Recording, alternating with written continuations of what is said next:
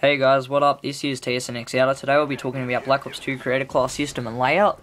While I'm talking about this, I have a Black Ops 20for4 S&D gameplay. Please rate, comment, subscribe and enjoy the video. So, before the carnage began, Treyarch Studio head Mark Lamier took to the stage to talk us through Black Ops 2 overhauled Creator Class System, which the developer dubbed internally as Pick 10. Now, you guys are probably thinking, why the fuck have they picked Pick 10? Well, it's because you are free to choose any 10 items from a Black Ops 2 arsenal of over 100 separate pieces of kit, rewards, modifiers, and perks. You can choose anything, even sacrifice your primary weapon in favour of another perk if you wish.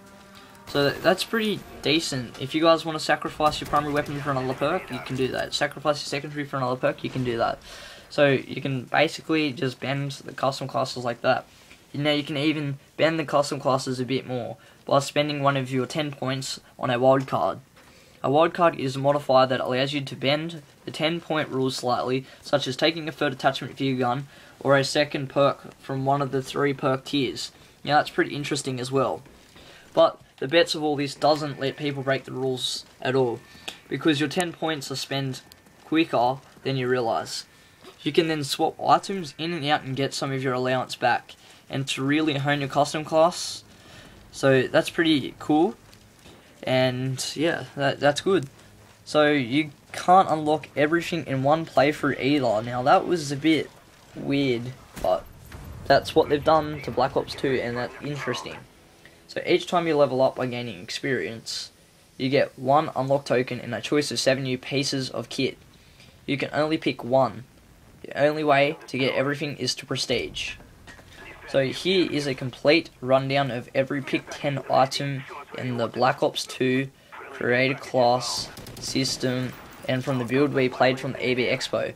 This isn't everything the game has to offer, but it's a decent sized wedge. So this is about half the stuff in the actual game. This is from the Expo. So the guns will go on to the assault rifles. Now the assault rifles, we have 7 in total from the Expo, but all up apparently there is about 20 to 30 assault rifles. Now that's pretty interesting. Now the assault rifles we have listed below is the Type 25. The Type 25 is a fully automatic Type 95. It's pretty good. It's pretty damn accurate as well. I like that. The iron sight was decent on it, and yeah, that's good. We had the M8A1. The M8A1 is a burst fire weapon. The only way to get that fully auto is to use a select fire attachment. Now I found that pretty interesting. We have the SA-50A. The SA-58 is one of the fastest firing assault rifles.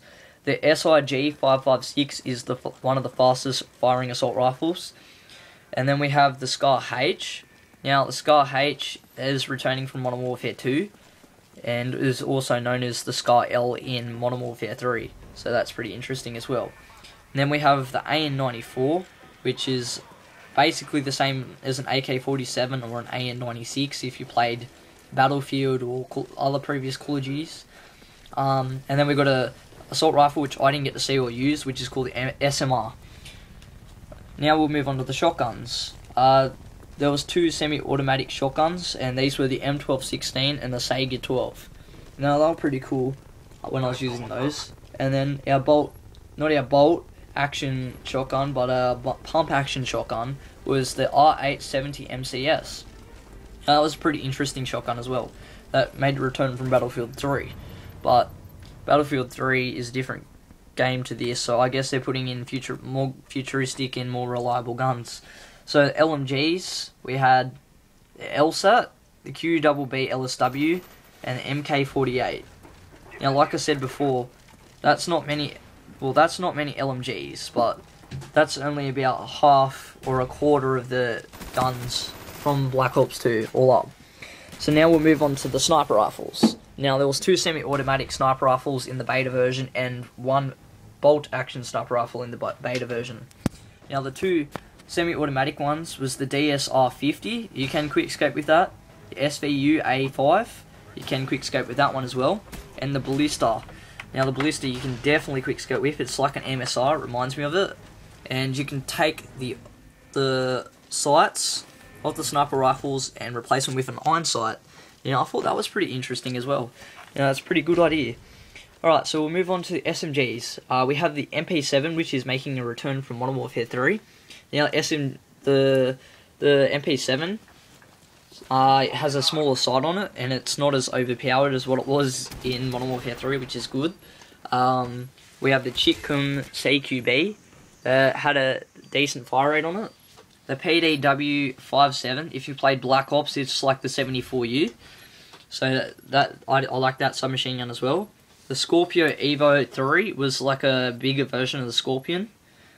And then we had the MSMC, which I didn't get to use.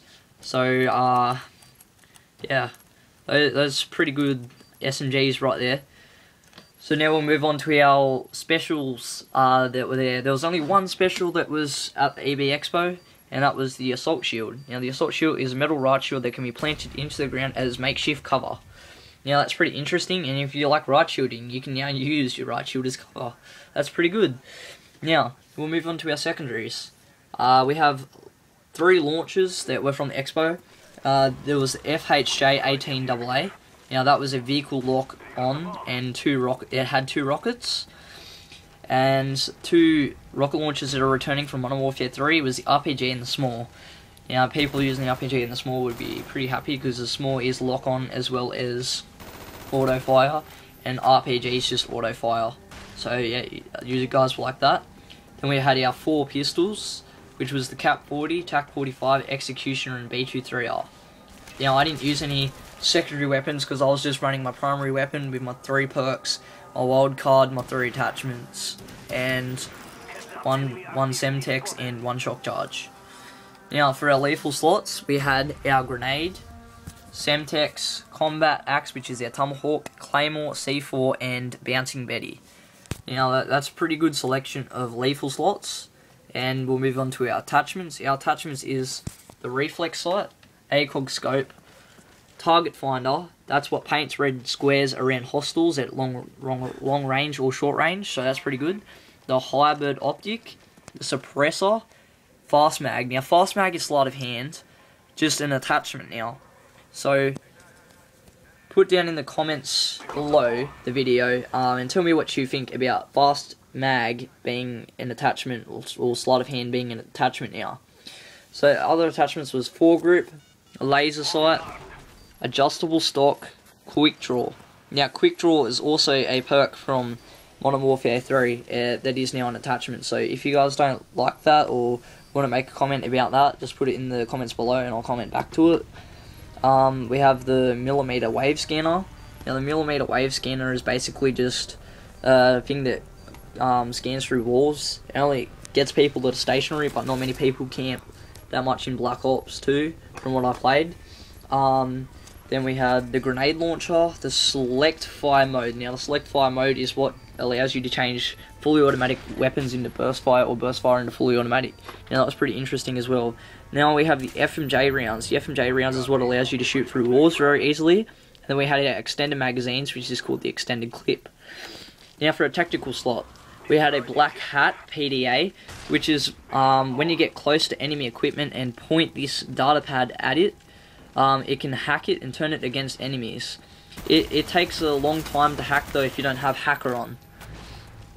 The other things now are tactical slots, the smoke grenade, so that's making a return. The sensor grenade is a portable radar, or basically just a portable radar, so you can throw it.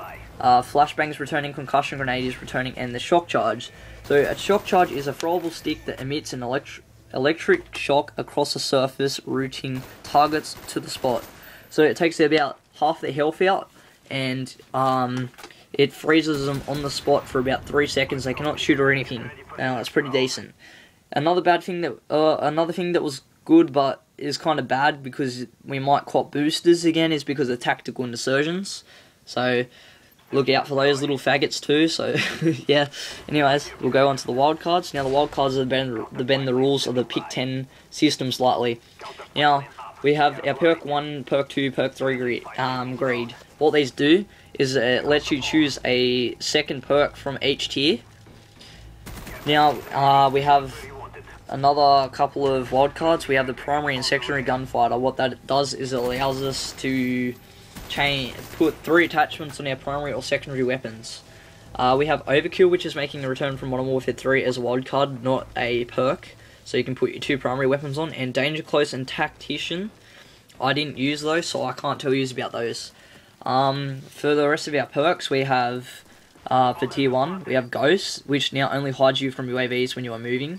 Lightweight, Flak Jacket, Blind Eye, and Hardline. Now Hardline gives you plus 20 points like extra on kills for your next score streak, so that's pretty good. Tier 2, we have Cold Blooded making return, Hardwired, Scavenger. Now you don't really need to use Scavenger if you're running extended magazines, which is pretty decent. Toughness and Fast Hand. Fast Hand, what it does is it allows you to pull your gun up quicker after like sprinting and aim down the sights faster after sprinting. That's pretty good. And Tier 3, we had Dead Silence, so you can sprint quietly. So that's made a return from Modern Warfare 3. Engineer, I'm not sure what that did because I didn't use it. Tactical Mask, that's making a return from Black Ops. Extreme Conditioning, so longer sprinting. Awareness, wasn't sure what that did. And Dexterity, I used it, but I can't remember what it did. Yeah, so that's about it, guys. That's it for my video. I hope you enjoyed the video. Please rate, comment, subscribe. When I get 100 subscribers, I will put up a 1500 Microsoft point code. Whoever redeems that first gets it, and when I get 1,000 views on my video, I'll put 2 1500 Microsoft point codes up. So I hope you guys enjoyed the video. Please rate, comment, subscribe, and yeah, thank you.